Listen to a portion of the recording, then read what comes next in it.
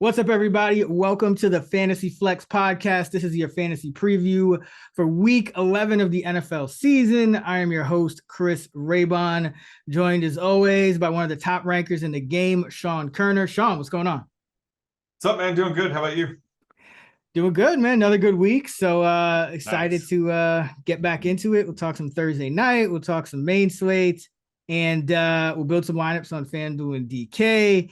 And before we do that, just want to announce this week's contest winner is R Morris 6. So thank you for the kind review and the rating. Congratulations on your free year of Action Pro. Hit up podcast at actionnetwork.com, R Morris 6, and you can claim your free year of Action Pro. And if anyone listening, if you enjoy the pod, please leave us a rating and review on Apple, and we pick our favorite one every week and give you a free year of Action Pro. All right, let's get into the Thursday night football slate. We got the Green Bay Packers hosting the Tennessee Titans. Packers favored by 3. The total is 41. Who do you like in a captain spot? Got to go with Derrick Henry here. This is the perfect Derrick Henry spot. It's going to be Lambeau Field, late November. This is the time of year where defenses are starting to wear down. Packers had that devastating Rashawn Gary injury a couple weeks ago, so their D-line took a hit. So they rank 30th in DVOA against the run. There is no doubt that the Titans are just going to lean heavily on Henry here. So this should be a pretty low-scoring, close game. So I think Henry definitely has the highest ceiling of anybody on this slate. Yeah, and this Packer defense, and I'm going with Henry as well. And this Packer defense was on the field for 79 plays. Wow. Against that Cowboys game, So yeah, short week, short turnaround. That could be a problem against Derrick Henry. Might not start off great, but when you're sitting there in the third and fourth quarter, 79 plays is going to catch up to you, especially like you mentioned, with them suffering some injuries, their depth a little bit compromised. So yeah, I really like Derrick Henry as well in this spot. What about for dart throws? This is a slate where kickers and defenses are certainly in play. I mean, it's going to be a lower scoring game. But I had to really dig deep on the Packers side. They don't really have many players I would consider a dart throw. So I'm going crazy. I'm going with Mercedes Lewis. Just because he's a decent bet for a red zone target or touchdown.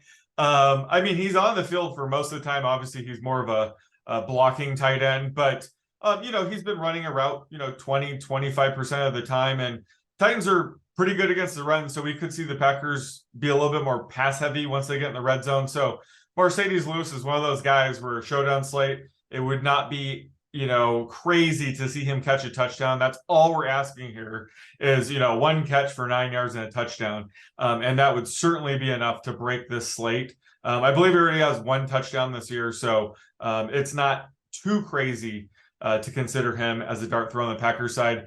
And then on the Titans side, a rare case where I think the starting tight end for the Titans is considered a dart throw. And that's Austin Hooper. And he's been very good, sneakily good the past 4 games. He's seen a 24% target per route run rate, which is super high. And his routes run rate jumped up to 66% last week. And he cashed in with a nice 5 catches for 41-yard game. So I think Hooper's sneaky. He has a pretty high floor. So in a game like this where I'm not expecting too much offense, a 3 to 4 catch game from him could be enough. So I like him as a dart throw on the Titans side.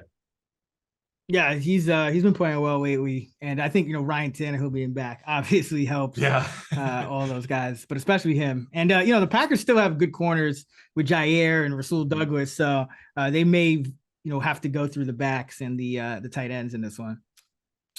I will go with, on the Packers side, I'll go with Samori Toure. I go back to reliable.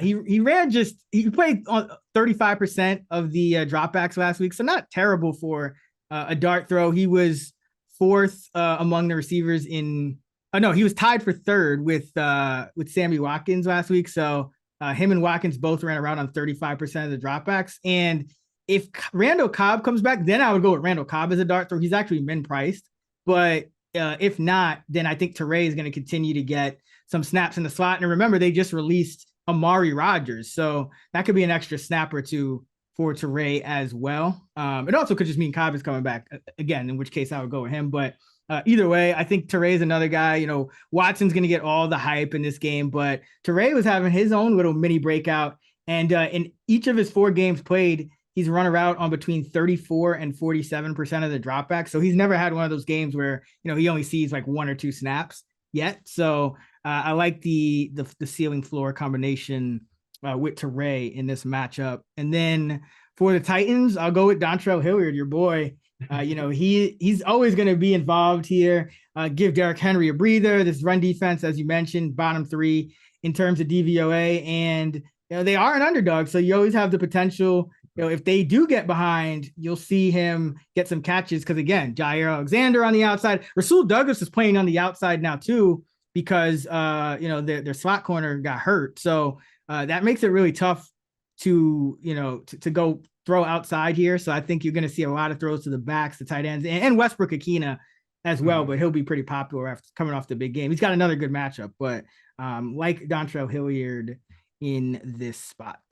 Yeah, I love the Teray call, especially that's really good leverage against Christian Watson, who, I mean, his rostership is going to be massive for this slate, as it should be. You know, we're high on him, but on a 1-game slate, playing Teray over Watson, if Teray has a big game at the expense of Watson, that's really how you can take down one of these slates. Yeah.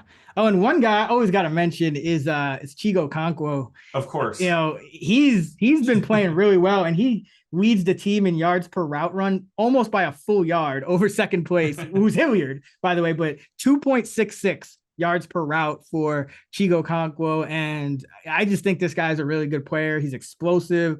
He's averaging 20 yards a catch, which is absurd for a tight end. So, you know, I think he could pop a big play at any given moment in this one. And I think from here on out, they're probably going to draw up like 1 or 2 plays per game where they just try to get him the ball and hope for the best. So I haven't projected right around 1.5 catches in this spot. So love him as well as a dart throw. Yeah, he has back-to-back games with a catch that went for more than 40 yards. So that is definitely showdown slate material.